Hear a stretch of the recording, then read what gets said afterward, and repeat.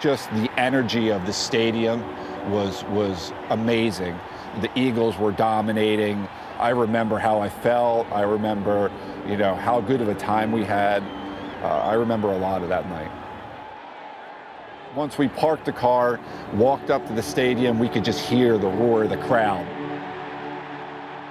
We were walking up the steps and the national anthem started. I saw Travis just stop dead in his tracks, take his hat off. It was a great moment to be with him here, listening to the national anthem, about to see a great Eagles football game, but it was also a heavier moment because I knew what lied in store for Travis. And it put things into perspective that, Travis was about to go back overseas to Iraq. We stayed to the very end of the game, so there was just thousands of people filing out of our section.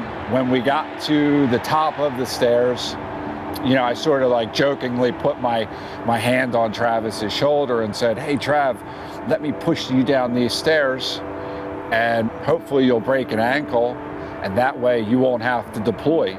He got serious and he said, "Dave, I've been training. I'm prepared to go.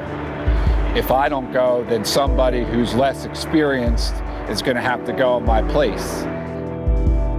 If not me, then who?"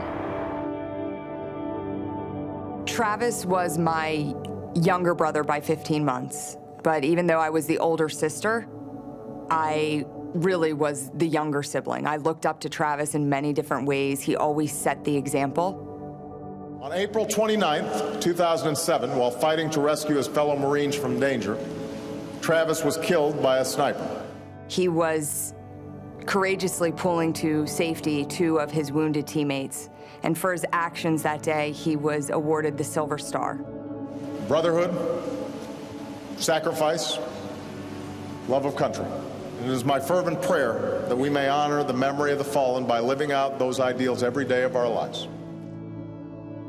It was a couple days after Travis was killed, and we opened up our house to the press. And sitting on that couch was a reporter from the Enquirer.